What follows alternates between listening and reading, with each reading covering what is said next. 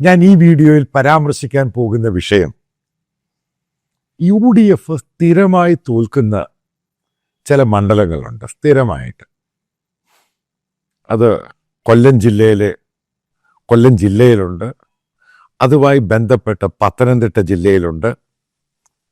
അതിലേറ്റവും പ്രധാനപ്പെട്ടതാണ് ഇപ്പം 5ാമത്തെ ടേം കഴിഞ്ഞ് 6ാമത്തെ ടേം എലക്ഷന് മത്സരിക്കാൻ പോകുന്ന ഗണേഷ് കുമാർ.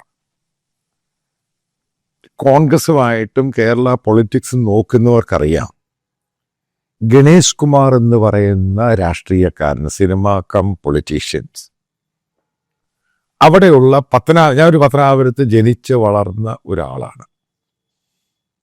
ഏറ്റവും വൃത്തികെട്ടവന്. അവിടുത്തെ ജനങ്ങളുമായിട്ട് ഇൻട്രാക്ഷൻ പരിപാടികളൊക്കെ ഉണ്ട്. ഒരു കാര്യം പറയാം, പേഴ്സണൽ ലൈഫാണെങ്കിൽ അയാളുടെ പബ്ലിക് ലൈഫാണ്, അഹങ്കാരിയാണ് ഒന്നാമത്. അവൻ ഏതോ കുണ്ടവാന്നുള്ള ധാരണയാണ്.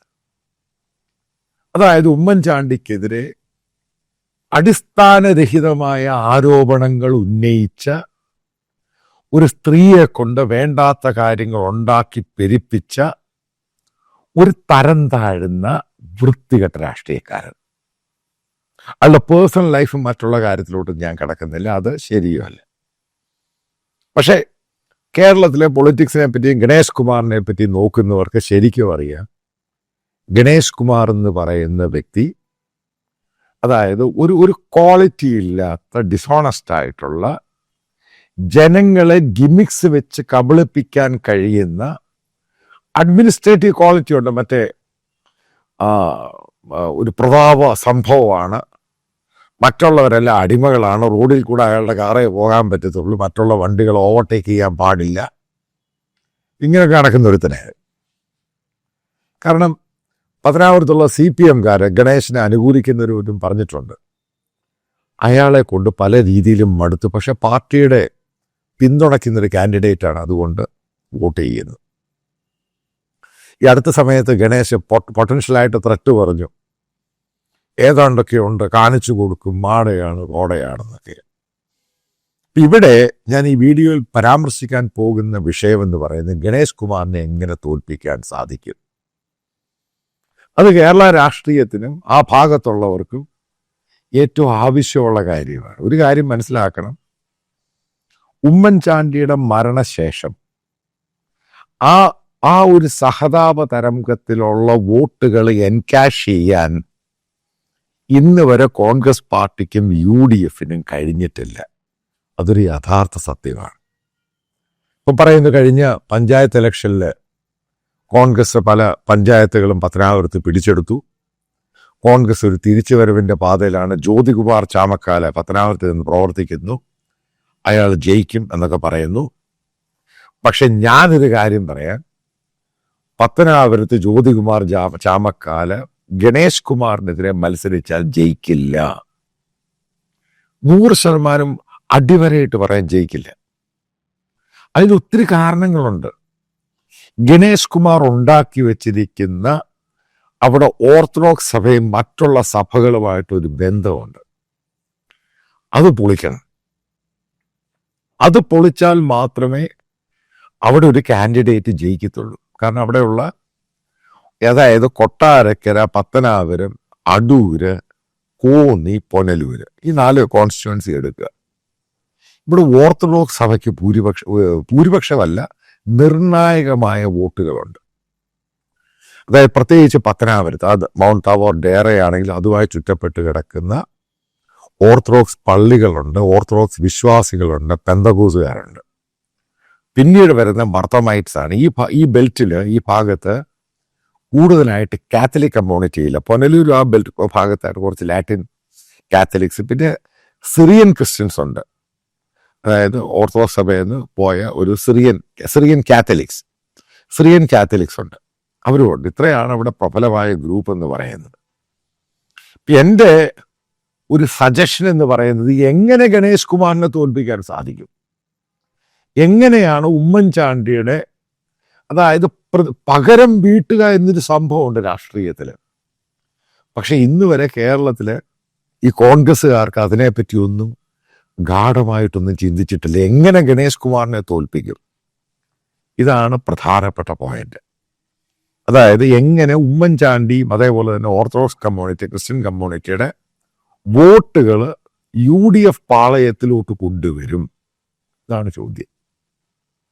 ഇവിടെ എൻ്റെ ഒരു സജഷൻ എന്ന് പറയുന്നത്, ഉമ്മൻചാണ്ടിയുടെ മൂത്ത മകൾ, അതായത് മറിയ ഉമ്മൻ, അവരെ പിടിച്ച് പത്തനാപുരത്തിന്റെ കാൻഡിഡേറ്റ് ആക്കുക. അപ്പൊ അവരാണെങ്കിൽ ഒരു വിക്ടിം സ്വഭാവമുണ്ട്. കാരണം വിക്ടിം സംഭവമുണ്ട്. ഉമ്മൻചാണ്ടി ഭരിച്ച സമയത്ത് കേരളത്തിലെ പ്രതിപക്ഷ നേതാവ് VS അച്യുതാനന്ദൻ പറഞ്ഞ സംഭവം, അതിലോട്ടൊന്നും ഞാൻ കടക്കുന്നില്ല. അവർക്ക് പ്രശ്നങ്ങൾ ഉണ്ടായിട്ടുണ്ട്. പ്രശ്നങ്ങൾ എന്ന് പറയുന്നത് വളരെ അവഹേളനം നേരിട്ടിട്ടുണ്ട് ആ സ്ത്രീ, ആ പെൺകുട്ടി. അവരെ അവിടെ കാൻഡിഡേറ്റ് ആക്കുവാണെങ്കിൽ ഞാൻ 100% ഗ്യാരണ്ടി തരാം, പത്തനാപുരത്ത് ഗണേഷ് കുമാർ ഒരു 10,000-15,000 വോട്ടിനങ്ങ് തോറ്റു. ഈ പറയുന്ന ഓർത്തഡോക്സ് ക്രിസ്ത്യൻ, അതേപോലെ ഉമ്മൻചാണ്ടിയുമായിട്ട് പേഴ്സണൽ പരിചയമുള്ള വളരെയധികം ആളുകൾ ഈ പത്തനാപുരം ബെൽറ്റിലുണ്ട്. അതിനകത്ത് കോൺഗ്രസ്സുകാരും ഉണ്ട്, കമ്മ്യൂണിസ്റ്റുകാരും ഉണ്ട്, നിഷ്പക്ഷമായിട്ട് നിൽക്കുന്നവരുണ്ട്. ഇവരൊക്കെ പോയി ഈ പറയുന്ന മറിയ ഉമ്മന് വോട്ട് ചെയ്യും. അപ്പം അങ്ങനെ ഒരു സംഭവം ഉണ്ടായിക്കഴിഞ്ഞാൽ ഇതിൻ്റെ പാരലായിട്ടൊരു വേവ് അടിക്കും. അതായത് എങ്ങനെയാണ് രാഹുൽ ഗാന്ധി വയനാട് മത്സരിച്ച് കഴിഞ്ഞപ്പോൾ അതിനടുത്തുള്ള കോൺസ്റ്റിറ്റ്യുവൻസിയിൽ എങ്ങനെയാണ് കോൺഗ്രസിൻ്റെ ഒരു വേവ് അടിച്ചത്, അതേ വേവ് ഇവിടെ കയറി അടിക്കും. കാരണം ഉമ്മൻചാണ്ടിയുടെ മകൾ മത്സരിക്കുന്നു. കൊട്ടാരക്കര സ്ഥിരമായിട്ട് ബാലകൃഷ്ണപിള്ള ഒരിക്കൽ ഇലക്ഷൻ മത്സരിക്കാൻ സാധിച്ചില്ല. പിന്നീട് ബാലകൃഷ്ണപിള്ള കൊണ്ടുവരുന്ന ഇടതുപക്ഷ CPM-ന്റെ കാൻഡിഡേറ്റുകൾ അവിടെ ജയിക്കുന്നു. അടുത്ത പ്രാവശ്യം കാരണം ബാലഗോപാൽ വരുന്നു, ബാലഗോപാൽ ജയിക്കുന്നു. കേരളത്തിൻ്റെ ധനകാര്യ വകുപ്പ് വന്നത് ഇപ്രാവശ്യവും മത്സരിക്കുമായിരിക്കും. ഈ പത്തനാപുരത്ത് മറിയ ഉമ്മൻ മത്സരിച്ചാൽ നിർണായകമായ ഓർത്തഡോക്സ് പെന്തക്കോസ്റ്റ് വോട്ടുകളുള്ള കൊട്ടാരക്കരയിൽ അവിടെയും ഒരു UDF കോൺഗ്രസ് കാൻഡിഡേറ്റ് അങ്ങ് ജയിക്കും ഈസി ആയിട്ട്. കാരണം ഇവിടുത്തെ വേവ് അങ്ങോട്ടും കയറി അടിക്കും. അതേപോലെ തന്നെ സ്ഥിരമായിട്ട് ഇടതുപക്ഷത്തിൻ്റെ കയ്യിലിരിക്കുന്ന പുനലൂർ നിയമസഭാ മണ്ഡലം, അവിടെയും UDFന് ജയിക്കാനുള്ള പോസിബിലിറ്റി ഉണ്ട്. കാരണം അവിടെ ഓർത്തഡോക്സ് വോട്ടുകൾ, ഈ പറയുന്ന ക്രിസ്ത്യൻ വോട്ടുകൾ, കാരണം ഉമ്മൻചാണ്ടിയുടെ മകളുടെ തരംഗം കയറി അടിക്കും. അതേപോലെ തന്നെ തിരുവഞ്ചൂർ രാധാകൃഷ്ണൻ ജയിച്ച ശേഷം പിന്നീട് അത് സംവരണ റിസർവേഷൻ മണ്ഡലമാക്കി. ഇന്ന് വരെ അടൂര് വീണ്ടും ഇവിടെ ഒരു കോൺഗ്രസ്സുകാരന് UDFന് ജയിക്കാൻ സാധിച്ചിട്ടില്ല. അതായത് ഈ പത്തനംതിട്ട ജില്ലയിലെ അടൂര്, ഇതെല്ലാം ബോർഡറായിട്ട് കിടക്കുന്ന സ്ഥലമാണ്. അവിടെയും ഈ പറയുന്ന UDFന്റെ, അതായത് റിസർവേഷൻ മണ്ഡലത്തിൽ ഒരു കാൻഡിഡേറ്റ് ജയിക്കും.